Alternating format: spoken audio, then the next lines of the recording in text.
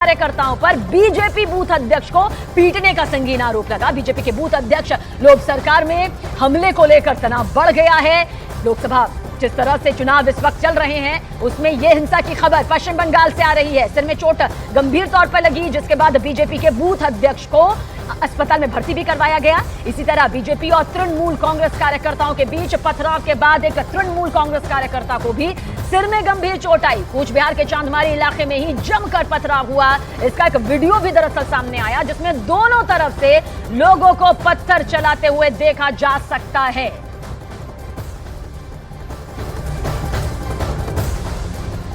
और पश्चिम बंगाल में आज मतदान के दौरान कूच बिहार लोकसभा में हिंसा की घटनाएं सामने आई हैं जो वाकई लोकतंत्र के इस महापर्व को दागदार करती हैं। ये 3 तस्वीरें इस वक्त आपके सामने। बीजेपी ने आरोप लगाया कि टीएमसी के कार्यकर्ताओं ने वोटिंग को रोकने के लिए, बाधित करने के लिए पत्थरबाजी की, जबकि कूच बिहार के दिनहाटा में बीजेपी समर्थकों पर मारपीट का आरोप लगा। इसके अलावा कूच बिहार के बख्शीरहाट में टीएमसी के अस्थायी कैंप में आग लगा दी गई। टीएमसी ने बीजेपी पर आग लगाने का आरोप लगाया। आप कूच बिहार में हिंसा की ये तस्वीर देख सकते हैं कि कैसे मतदान के दिन बंगाल में बवाल मच गया। एक एक आरोपी को सजा भी मिलनी चाहिए जो कि लोकतंत्र के इस महापर्व को दागदार कर रहे हैं। हिंसा की तस्वीरें देखिए किस तरह सामने आई हैं।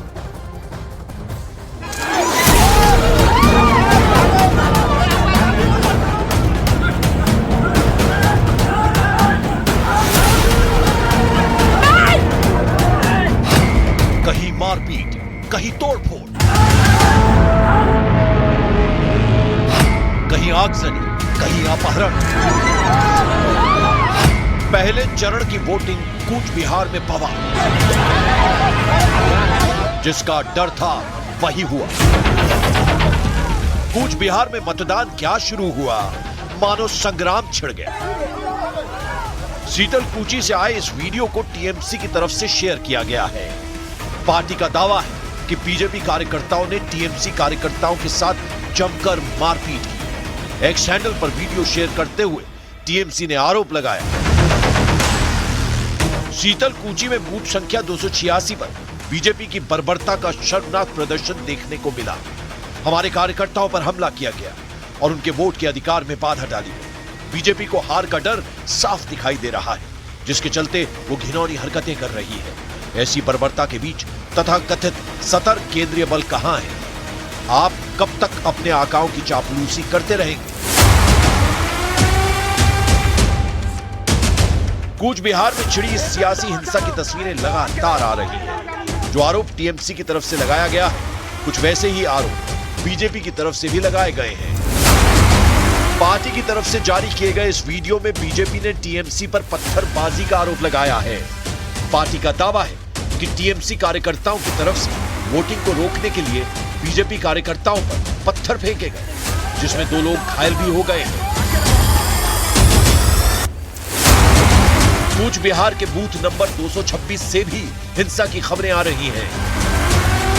हमारे सदस्यों, बेगरकाटा के लोगों और ब्लॉक नंबर 226 के लोगों को बंगाल बीजेपी के गुंडों द्वारा वोट डालने से रोका गया और धमकाया गया। ये उनके लोकतांत्रिक अधिकारों का सरासर उल्लंघन है। चुनाव आयोग को इस मामले में तुरंत हस्तक्षेप करना चाहिए। बताया जा रहा है कि कूच बिहार में हो रही इस हिंसा का सामना कई परिवारों को करना पड़ रहा है। कहीं पोलिंग बूथ को आग के हवाले कर दिया गया है, तो कहीं लोगों के घरों में तोड़फोड़ कर दी गई है। इतना ही नहीं, दिनहाटा में बीजेपी के बूथ एजेंट की किडनैपिंग की खबर भी सामने आ रही है। कि कूच बिहार, जलपाईगुड़ी और अलीपुरद्वार, खास करके कूच बिहार में क्या हिंसा नहीं होगा? क्या ऐसा एक चुनाव देखेगा बंगाल जहां पर पहली चरण में मतदान में वैसा हिंसा नहीं हुआ है? कल रात से थोड़ा बहुत प्री पोल वायलेंस जिसको बोलते हैं, दिनहाटा के साइड में कुछ तृणमूल कांग्रेस के वर्कर्स के ऊपर हमला हुआ, ऐसा तृणमूल कांग्रेस का दावा है। वहां पे दिनहाटा का जो एमएलए हैं, उत्तर बंगाल की जो तृणमूल कांग्रेस की मंत्री हैं, वो देखने गए थे। दूसरी ओर जो अलीपुरद्वार कंस्टिट्यूएंसी है, वहाँ पे तूफानगंज है जो कूच बिहार डिस्ट्रिक्ट में पड़ता है, वहां पर भी कल रात को कुछ तृणमूल कांग्रेस के खिलाफ आरोप है कि उन लोगों ने बीजेपी के ऊपर, बीजेपी के एक वर्कर के ऊपर हमला किया है। वोटिंग के दौरान हुई इस हिंसा की प्लानिंग को ऐसे भी समझा जा सकता है कि दिनहाटा से पुलिस को बम भी बरामद हुए हैं। बीजेपी का आरोप है कि कूच बिहार में हुई हिंसा टीएमसी के आकाओं के इशारे पर हुई है। वैसे भी बंगाल से चुनाव के दौरान हुए बवाल की ये कोई नई तस्वीर नहीं है। यहाँ चुनावों के दौरान होने वाली हिंसा किसी रस्म की तरह हो गई है, जिसे निभाने का आरोप पूरे सिस्टम पर लगता आया है।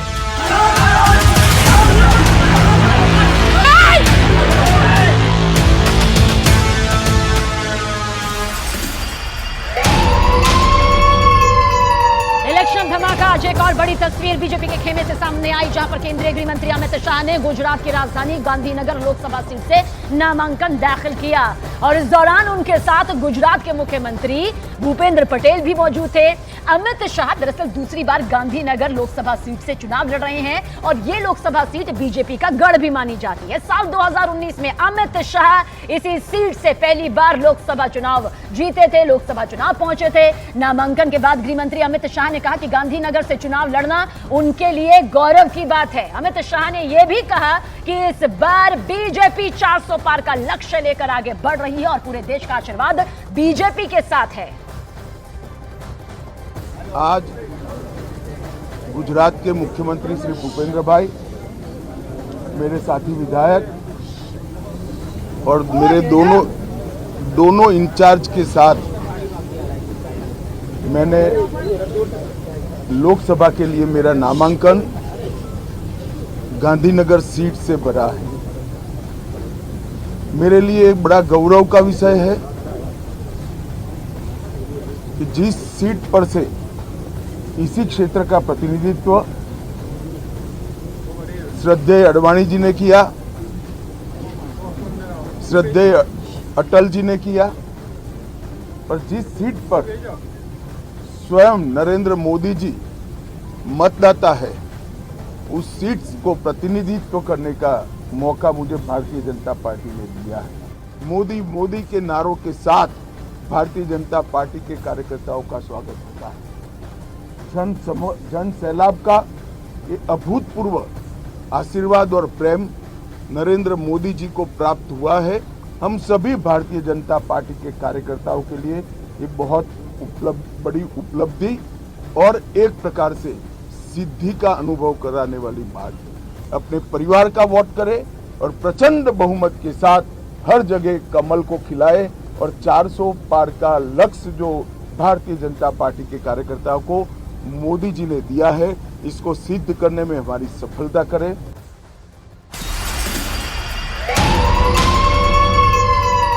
राम मंदिर की प्राण प्रतिष्ठा में शामिल नहीं होने पर प्रधानमंत्री नरेंद्र मोदी ने एक बार फिर विपक्ष के गठबंधन इंडिया पर निशाना साधा है। पीएम मोदी ने कहा कि इकबाल अंसारी जो जीवन भर रामलला से लड़े, वो भी प्राण प्रतिष्ठा में शामिल हुए, लेकिन विपक्ष के गठबंधन ने प्राण प्रतिष्ठा में शामिल होने का निमंत्रण न्योता ठुकरा दिया। जब प्राण प्रतिष्ठा का कार्यक्रम था तो ट्रस्टियों ने उनको भी निमंत्रण दिया, जैसे कांग्रेस के नेताओं को दिया था, सपा के नेताओं को दिया था, इंडी गठबंधन वाले सभी नेताओं को दिया था, अंसारी को भी दिया। जीवन भर हिंदुओं के खिलाफ कोर्ट में लड़ते रहे, बाबरी मस्जिद के लिए लड़ते रहे, राम मंदिर के विरुद्ध लड़ते रहे, लेकिन जब प्राण प्रतिष्ठा का निमंत्रण मिला तो वो हंसी खुशी के साथ आकर के सुप्रीम कोर्ट का सम्मान करते हुए इसमें हिस्सेदार बने। एक तरफ एक छोटा सा व्यक्ति भाई अंसारी सामान्य परिवार का है, उसका व्यवहार देखिए, और दूसरी तरफ ये कांग्रेस के नेताओं का व्यवहार देखिए। उन्होंने प्राण प्रतिष्ठा के कार्यक्रम को ठुकरा दिया। यहाँ पर सियासत में उबाल है, मोदी इफेक्ट भी नजर आ रहा है। न्यूज़ 18 इंडिया पर भारत रिपोर्टर का कारवां आगे बढ़ा। बेगांव के इस गांव में हम सिर्फ इसलिए आए कि दूर दराज का इलाका है। सचिन पायलट चाकसू में रोड शो कर रहे हैं। आप राजनीतिक नजरिए से एक महत्वपूर्ण सीट मानी जाती है। रोजगार का मुद्दा अभी भी बना हुआ है। स्थानीय सांसद से नाराजगी। हवाई बातें नहीं, चुनाव की जमीनी हकीकत। News 18 India on ground. तो आपको लगता है कि आपकी टक्कर ज्यादा है या उनके लिए चुनौती ज्यादा है? देखिए ऐसा है, नेताओं का काम है आना, टक्कर और ये सब चीज़ें तो लोकल लेवल पर डिसाइड होंगी ना। तो नेताओं का काम तो आना है, वो उनके नेता उनके लिए है, मेरे नेता मेरे लिए। बहुत लोग कह रहे हैं कि इमरान मसूद बहुत सॉफ्ट हो गए, 2014 वाले इमरान मसूद इस बार नहीं दिखे। ये आपने बनाया था, 2014 में भी मैंने तो नहीं बनाया था। मैं तो लोगों का धन्यवाद दूंगा कि लोग उनकी बात को समझ गए। ये ध्रुवीकरण की राजनीति भाजपा करती है, हम ध्रुवीकरण की राजनीति में हमेशा शिकार होकर के चित हो गए। तो आप ध्रुवीकरण के आप शिकार हैं? और क्या, हम ही शिकार हुए ना, हमारे ना हर बार ध्रुवीकरण में। अगर ध्रुवीकरण ना हो, हम को हार रहे, इस बार हम हारनेंगे इंशाल्लाह, क्योंकि इस बार सहारनपुर के लोगों ने ठान लिया, ध्रुवीकरण होने नहीं दिया उन्होंने किसी सूरत भी। हसन न्यूज़ 18 इंडिया पर बातचीत करने के लिए मौजूद हैं। सबसे पहली प्रतिक्रिया आपकी, बहुत लंबा कैंपेन आपने किया, हमने देखा आप अकेले ही पूरे कैंपेन को लीड आप कर रहे थे। क्या इकरा हसन के नाम के आगे सांसद का टाइटल लग पाएगा? जी कोशिश तो है, उम्मीद है कि लोग इस हमारा साथ देंगे और इस टाइटल को जो आप आगे लगाने का बता रहे हो उसे सच्चाई में तब्दील करने में हमारी मदद करेंगे। एक लंबा दौर रहा कैंपेनिंग का, क्या कहना चाहेंगे, किस तरह से ये कैंपेनिंग अलग थी? हमने देखा नाहिद हसन का कैंपेन आपने लीड किया था पूरा, और वो सीट आपने समाजवादी पार्टी की झोली में डाली थी। इस बार खुद के लिए वोट मांग रहे हैं, तो क्या तब्दीली इस बार आप देख रहे हैं? अपने लिए अब वोट मांग रहे हैं, पहले भाई के लिए मांगा था। बहुत फ़र्क है, पहले तो स्केल में ही बहुत फ़र्क है। वो एक विधानसभा चुनाव था, ये लोकसभा 5 गुना बड़ा है विधानसभा के चुनाव से। और दूसरा, अपने लिए वोट मांगना और किसी और के लिए वोट मांगने में बहुत फ़र्क है। किसी और के लिए वोट मांगना बहुत आसान है, अपने लिए वोट मांगना बहुत मुश्किल है।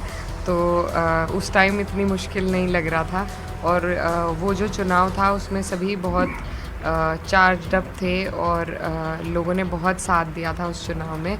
अब भी बहुत साथ और समर्थन मिल रहा है, सभी का प्यार है। लेकिन वो चुनाव एक अलग जोश का था क्योंकि मेरे भाई जेल में थे। इस बार थोड़ा सभी का चुनाव, चाहे वो सत्ता पक्ष हो या विपक्ष हो, थोड़ा शांत है। हमारी तो स्ट्रैटेजी भी रही है कि हम ज़्यादा थोड़ा शांत चुनाव लड़ें, लेकिन सत्ता का चुनाव क्यों शांत है, ये बड़ी वजह है।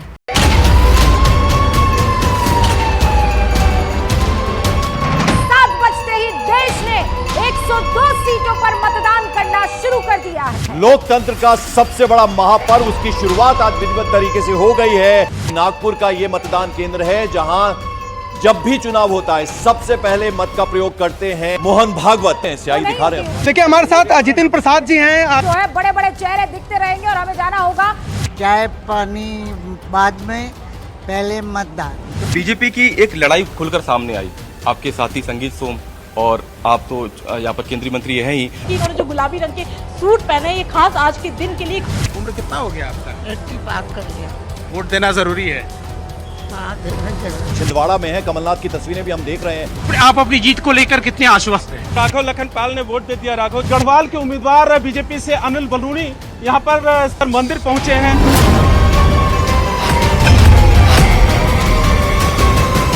गया से एनडीए के उम्मीदवार हैं जीतन राम मांझी जी हमारे साथ मौजूद हैं। मांझी जी, पिछले बार भी आप चुनाव लड़े, इस बार भी चुनाव लड़ रहे हैं। दोनों में आप कितना अंतर मानते हैं, और साथ ही आज आपके लिए बड़ा दिन है, इसको आप किस तरह से देखते हैं? देखिए, हम कर्म में विश्वास करते हैं और पहले की बात जो कहा हमने कह दिया है कि पहले हम गलत संगति में, इसलिए कि कुछ लोग इतना लोक लुभावन बातें करते हैं, उससे आदमी कहीं ना कहीं प्रभावित हो जाता है। तो उनके जो लालू प्रसाद है, उनके पार्टी की तरफ से इतना लोक लुभावन बात कही गई, सामाजिक न्याय की बात कही, ये चूहा पकड़ने वालों, ये बैंक पकड़ने वालों, पढ़ना लिखना सीखो। तो हमको लगा कि अच्छा करेंगे, लेकिन जब उनके नज़दीक गए तो हमने समझा कि मेयर उनका एक स्लोगन है और अंदर में बहुत ऐसी बातें हैं जो हम शेड्यूल का।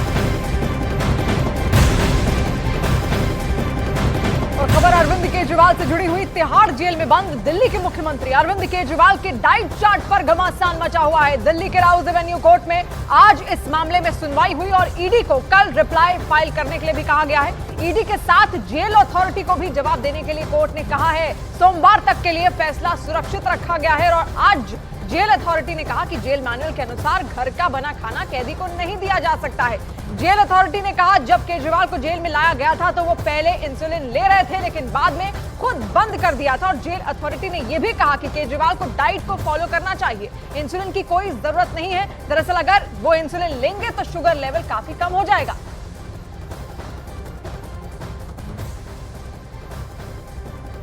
जैसे भी आज अखबारों में आपने छापा सारा कि वो जेल में आम खा रहा है और जबकि वो अलाउड नहीं था।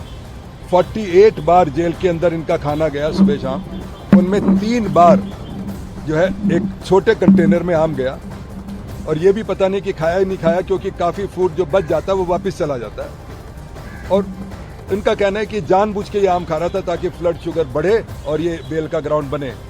तो इससे क्या गलत और बात हो सकती है? ईडी का कोई मतलब नहीं था इस बात को अपोज करने के लिए, क्योंकि ये जेल और जो अंडर ट्रायल है उसके बीच की बात है। और इसने बार बार कहा कि मेरे को इंसुलिन चाहिए, मेरे को कंसल्ट करने दिया जाए। जेल कहता मॉनिटर कर रहे हैं इनकी ब्लड शुगर, उनकी अपनी रिपोर्ट के हिसाब से 200 से ऊपर भी वो गई है। मॉनिटर करने का क्या अर्थ होता है? अरविंद केजरीवाल जी की दवाइयां रोकने की साजिश है। ये कितनी बड़ी साजिश है ये कई तथ्यों से पता चलता है। सबसे पहला तथ्य, ये एक ईमेल है जो ईडी ने कोर्ट में फाइल किया है। ये ईमेल तिहाड़ प्रशासन से ईडी को भेजा गया। इस तिहाड़ प्रशासन से भेजे गए ईमेल में अरविंद केजरीवाल जी ने क्या खाया, क्या पिया, कितने बजे खाया, ये सारी डिटेल्स मेंशन है। मैं ये जानना चाहती हूं कि किस लीगल प्रोविजन के तहत तिहाड़ प्रशासन ने ये सारी डिटेल्स ईडी को भेजी हैं। लोकसभा चुनाव की सबसे बड़ी कवरेज, सबसे बड़ा दंगल, सिर्फ न्यूज़ 18 इंडिया पर।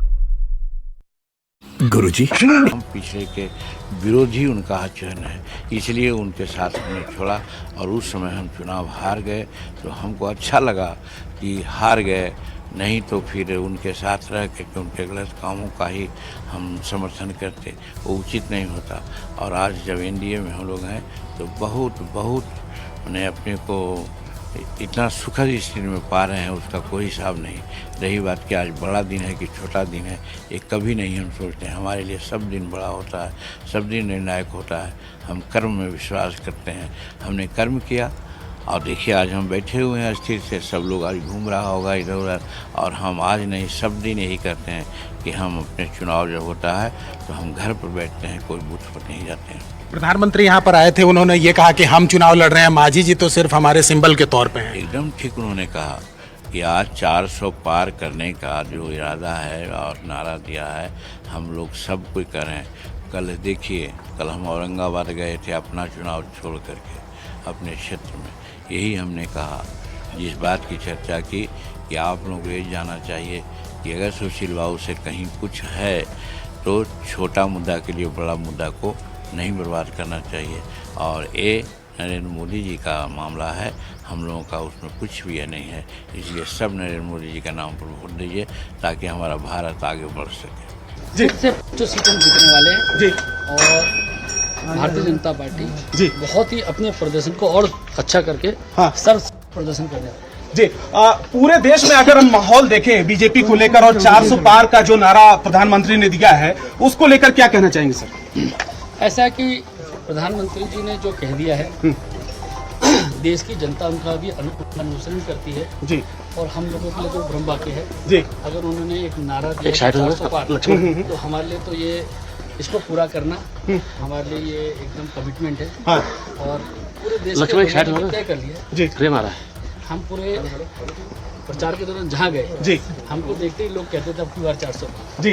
इसलिए मुझे लगता है कि 400 पार में कोई गढ़वाल में कोई चुनौती देखते हैं सर? चुनौती नहीं, देश भर में कोई चुनौती नहीं, कांग्रेस सब कोई चुनौती देखती नहीं। किन मुद्दों को लेकर ये चुनाव आपके हिसाब से लड़ा जा रहा है? देखिए, एक ही विकसित भारत और प्रधानमंत्री का तिहाड़ जेल में बंद दिल्ली के मुख्यमंत्री अरविंद केजरीवाल के डाइट चार्ट पर घमासान मचा हुआ है। दिल्ली के राउज एवेन्यू कोर्ट में आज इस मामले में सुनवाई हुई और ईडी को कल रिप्लाई फाइल करने के लिए कहा गया है। ईडी के साथ जेल अथॉरिटी को भी जवाब देने के लिए कोर्ट ने कहा है। सोमवार तक के लिए फैसला सुरक्षित रख लिया गया है और आज जेल अथॉरिटी ने कहा कि जेल मैनुअल के अनुसार घर का खाना कैदी को नहीं दिया जा सकता। जेल अथॉरिटी ने यह भी कहा कि जब केजरीवाल को जेल में लाया गया था तो वो पहले इंसुलिन ले रहे थे, लेकिन बाद में। तो केजरीवाल से जुड़ी बड़ी खबर हम इस वक्त आपको बता रहे हैं और इसी के साथ साथ आपको ये भी बता दें कि बीजेपी की ओर से शाजिया आलमी ने कहा है कि केजरीवाल की पत्नी को उनके खाने पर ध्यान देना चाहिए। कि नवरात्रि के दिन कम से कम मुझे लगता नहीं था कि वो अंडे का सेवन करेंगे, लेकिन ये बात सामने आई है। लेकिन सबसे बढ़कर ये चलिए उनकी पर्सनल चॉइस हो सकती है कि वो अंडे का सेवन करना चाहेंगे नवरात्रि के दिन, ये उनकी अपनी मर्जी है। लेकिन सोचने वाली बात यह है कि क्यों कोई भी सरकारी एजेंसी या जेल प्रशासन उनकी बुरी तबीयत के लिए जिम्मेदारी लेगा और कोशिश करेगा कि उनकी जान को किसी तरह से ख़तरा हो। क्यों ऐसा कोई करना चाहेगा? तो मुझे लगता है इस तरह के सनसनीखेज़ बयानों से बचने की ज़रूरत है। और क्योंकि जेल में सिरिंज और इंजेक्शन का प्रयोग होता नहीं है, इसलिए हमेशा एक मेडिकल अटेंडेंट दिया जाता है जो इंसुलिन वगैरह देता है। हर खबर तक पहुंचने के लिए, बेबाक सवाल पूछने के लिए, हर चुनाव की महा कवरेज के लिए सबसे पहले और भरोसेमंद नतीजों